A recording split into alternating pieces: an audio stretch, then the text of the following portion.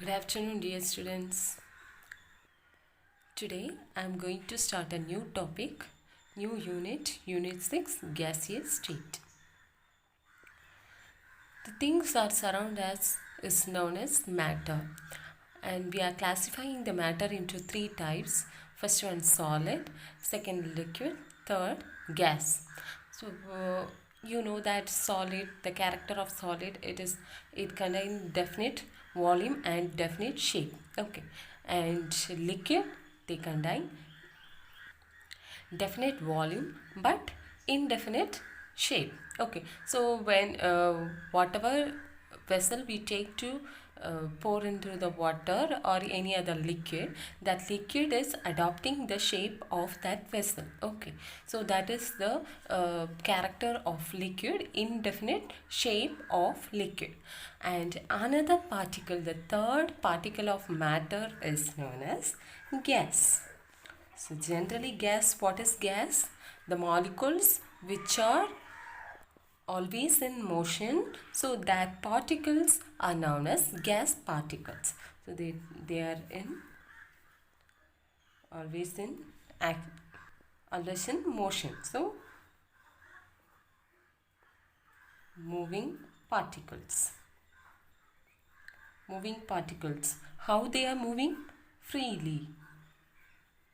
Freely moving particles, that is gas. And did they have a definite volume or definite shape? No, they don't have definite volume and definite shape. Okay, so indefinite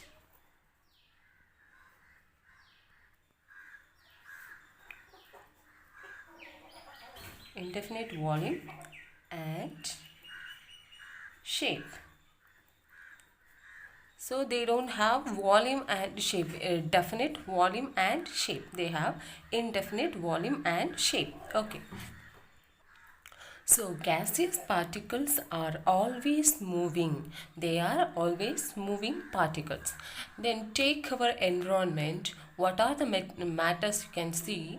Some of the material or the matter is solid and some are liquids, and the the room consists of some atmosphere, the gas particles. So because of that gas particles, we survive in this earth. Okay, so we can't live without air, without oxygen, without breathing. So but we can live without food and water in a day or twice a day.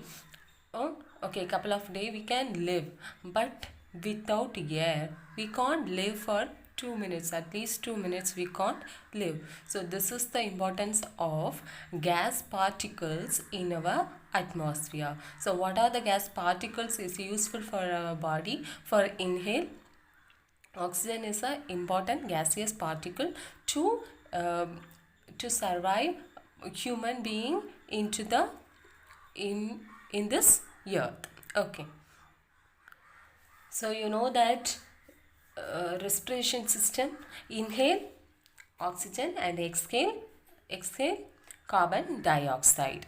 So both are in the gaseous state. So for example, we take that atmosphere, which is consist of many elements. They are present in the gaseous state. So the gaseous state is an important state, is playing the important role. Gaseous state is playing the important role in the life of human being and also for the life of non-living things. The air which is present in the atmosphere contain different gaseous state, different gas particles. Although their chemical behavior is different for each other because of the composition of each element is present in the gaseous state. Okay, so take the atmosphere is surrounded by an the earth is surrounded by an atmosphere. We can take the composition, the air composition. Air composition. So what are the elements are present in the atmosphere? oxygen, nitrogen, carbon dioxide, chlorine, fluorine, sulfur, ozone, neon, krypton, argon. Okay, so these all the gaseous particles which is present in our atmosphere. So from the atmosphere we can understand some elements are present in the form of molecules like nitrogen.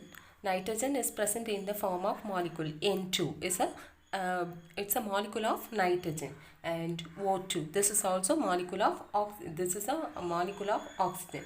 Then F2, this is molecule of fluorine. Then Cl2, molecule of chlorine. So some of the elements are present in the air in the molecular form. So these are dimolecules, and one element is present in the atmosphere. It is a tri-molecule. So tri-molecule of oxygen is ozone. So three oxygen molecule bonded together. So that compound is known as ozone. This is also present in our atmosphere. So these all the elements are present in our atmosphere and also at a room temperature. In the condition room temperature, it's present in our atmosphere as dimolecules and also trimolecule. And the next case, some noble gas also present in our atmosphere. So what are the noble gases present in our atmosphere? Helium, neon, argon, krypton and xenon. Okay, so these all the noble gases are present in our atmosphere. But they are monoatomic compounds. So these noble gases are present in our atmosphere in the form of monoatomic, and this nitrogen, oxygen, fluorine, chlorine are present in diatomic, and one of the another atomic molecule is present in our atmosphere is trimolecular compound, that is oxygen, that is ozone. And also present some compounds like carbon monoxide, carbon dioxide, carbon monoxide, carbon dioxide and nitrogen dioxide, then nitric acid,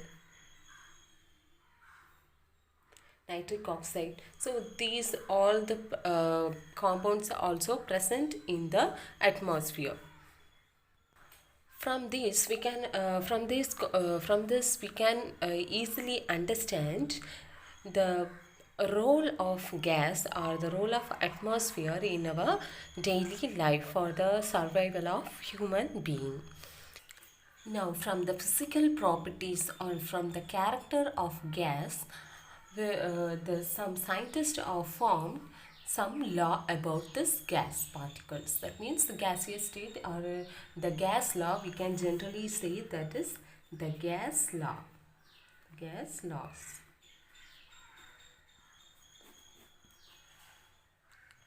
Under this gas laws, we have four type of laws: Boyle, Charles, Avogadro and Gay-Lussac.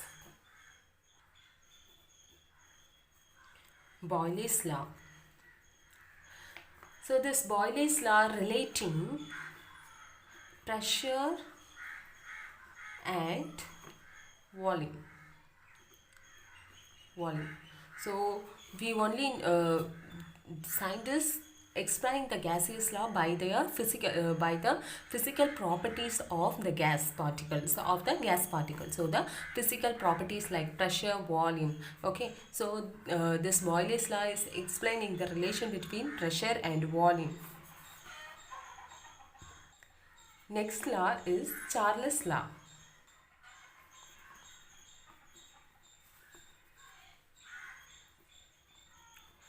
Charles' law is explaining here volume and temperature. So the relationship between volume and temperature.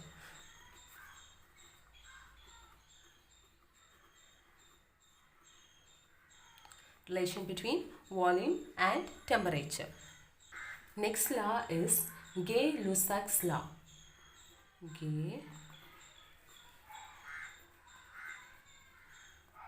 Gay-Lussac's law. So which is explaining the relation between pressure and temperature. Pressure and temperature. Okay, so first one, Boyle's law is explaining pressure, volume. Then Charles' law is explaining volume and temperature. Then Gay-Lussac's law is explaining pressure and temperature. Okay, and the last one, last law of this gas law is Avogadro hypothesis. This is one definition. Avogadro's hypothesis.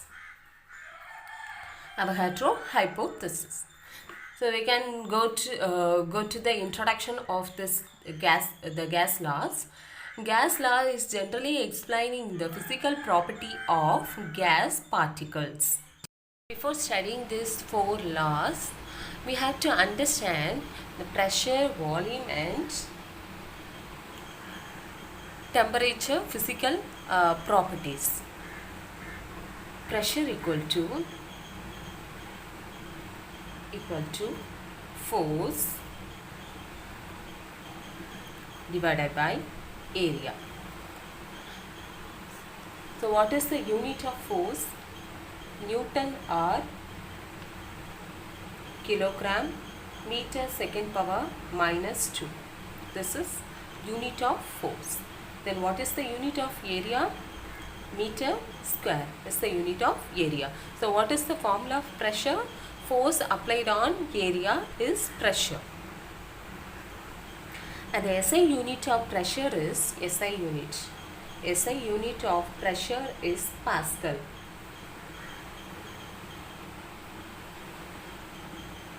Or we can define this as Pascal is 1 Newton per square meter. It's Newton meter power minus 2. We have some other relations also. Some unit for pressure. This is a table which is explaining units of pressure. First one, unit of pressure, Pascal. Pascal symbol PA, and 1 PA is equal to 1 Newton meter power minus 2. Atmosphere is symbol of atmosphere is ATM, and 1 ATM, 1 atmosphere or ATM is equal to 10,325 Pascal. Okay. The next unit, millimeter of mercury, mmHg. Hg means mercury, and 1 mmH is equal to Hg is equal to 133.322 Pascal. 1 bar. We are also mentioning this bar is a bar. Okay, symbol also it is bar. So 1 bar is equal to 10 power 5 Pascal. Torr, 1 torr is equal to 133.322 Pascal. So these two values are important. Okay. Then pounds per square inch, PSI, pounds per square inch, PSI. 1 PSI equal to 6894.76 Pascal. So these are the units of pressure. First law is Boyle's law of the gas laws, from the gas law. Robert Boyle is explaining the Boyle's law, and he is relating pressure and volume. So what is the relation between volume and pressure in the gaseous particles? Okay, so for understanding the relation between pressure and volume, he took some apparatus like this and labeling here A and B. So in this apparatus, one end is closed end and another end is the open end. So it contains only one open end and one closed end. So this is one tube it is closed in one end and open in the another end. So this open is using to fill some liquid or anything into this tube. Now you can consider this tube. Is this empty tube? No, it contains some gas particles. We can't see that gas particles, but it contain gas particles into that tube. Okay, so now we are going to measure the pressure with the volume relation of gas. Now take this first tube, take this tube and fill this tube with some amount of mercury. Okay, filling this with some amount of mercury. So now if you fill any kind of tube, then that liquid will be go down to the lower part to that tube. Okay.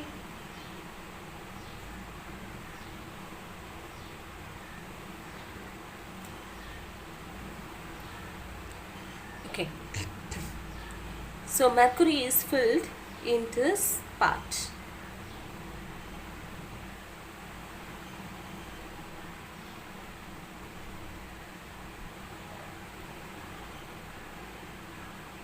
Mercury is filled in this part. We pour some amount of mercury into it. Now you can consider, now you can see the place which is in the left side of this tube. That means in the closed side of this tube. We already know that this tube contains, it's not an empty tube, it also contains some gas particles. Okay, so that gas particles which is present in this tube, when you pour the mercury into this tube, that mercury or the volume of that liquid particle is removing or replacing this air particle is present in this tube. Okay, so that all the air particles are moved by this amount of mercury, and it went into this side. Okay, this closed side, it not escaped from this side because it is a closed tube. Okay, so it is not escaped from this side. Now you can see this gap. You can't see the gas is there, gas is filling here, but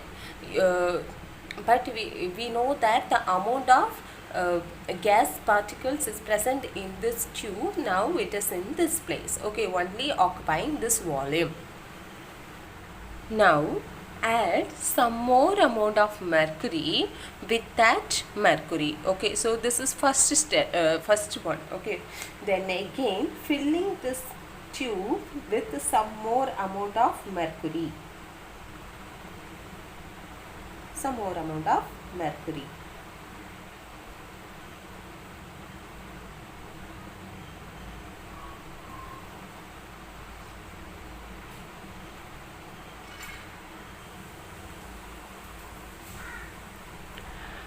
See this one?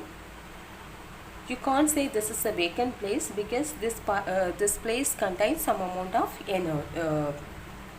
gaseous particles. Then again increasing the level of mercury in this tube.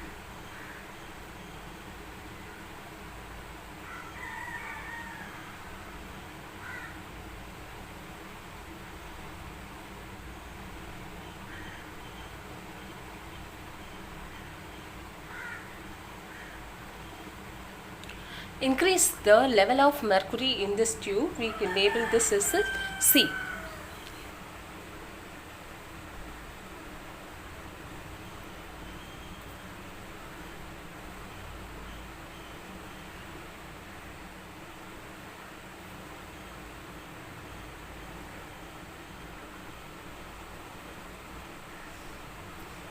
Now the gas particles which is present in this tube, it's occupied only this volume of that tube. Okay, so there's no way to escape from that tube, so it is filled in this place and they exit or they apply some pressure into the liquid, that means into mercury.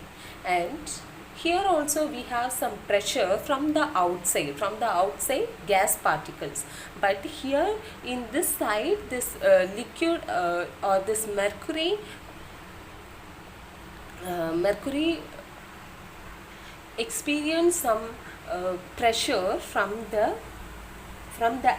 gases which is filled in this place. Okay, now compare this three figure. First figure, in the initial stage, the pressure which is exerted by the gas, it is equal to 1 atmosphere, because the level of mercury is not different, so they are same, so the different height of mercury is 0. Okay, so you can see the level of mercury, both are same in this figure, but you can come to the next level to adding the excess amount or some more amount of mercury into the same tube, then the level is different. So the level of mercury from one side to the another side, it is different. Okay,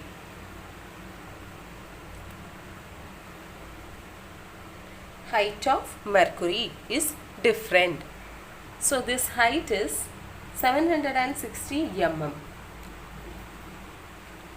So now you can identify the pressure which is exerted by this gas. It's 2 atmospheric pressure. Why it's become 2 atmospheric pressure? Because here it is 1 atmospheric pressure, because the volume is more, the volume occupied by the gas in this tube or in this side is more, so there is no difference between the height of mercury. Because of that, the atmospheric pressure of this gas or the pressure exerted on this mercury is 1 atmospheric pressure.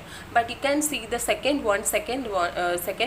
figure, the liquid which is filled in this tube, it's exerting some pressure on that atmospheric gas. So now this the volume occupied by this atomic molecules or the gaseous particles, now they reduce the volume. So the volume is reduced by V by 2. That means volume, this is full volume, and this volume is reduced by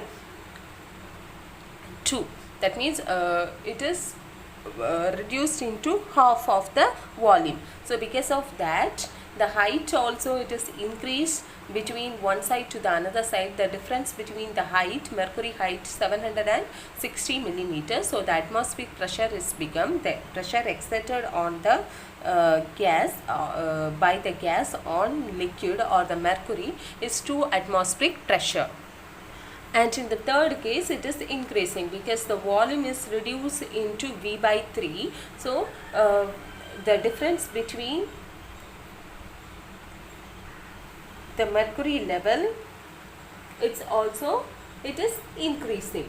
So the atmospheric pressure is exerted more here than these two tubes.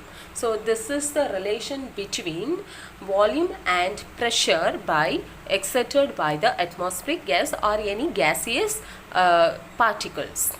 So he concluded that a given temperature of the volume is occupied by a fixed mass of a gas. It is inversely proportional to its pressure. What he is explained, Boyle, he explained volume is inversely proportional to pressure. So in the mathematical term, you can write volume is inversely proportional to pressure. So T is a temperature and N is number of mole. We can V is volume and P is pressure. So to removing this proportionality, we add here one constant is proportionality constant. So V is equal to K, the proportionality constant. K is proportionality constant.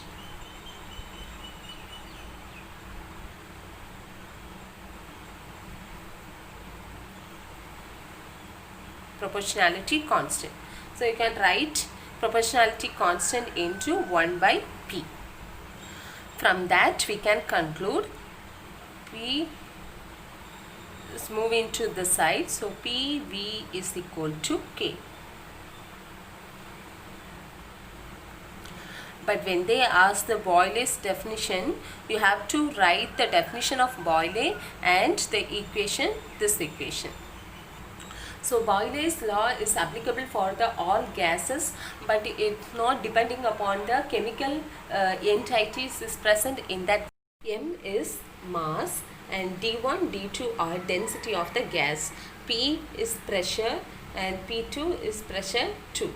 So you can we can derive the equation like P1 divided by D1 equal to P2 divided by D2. This is the relation between pressure and density by Boyle's law. So we can say from the relation between pressure and density, pressure is density is directly proportional with pressure. So this much only today's class.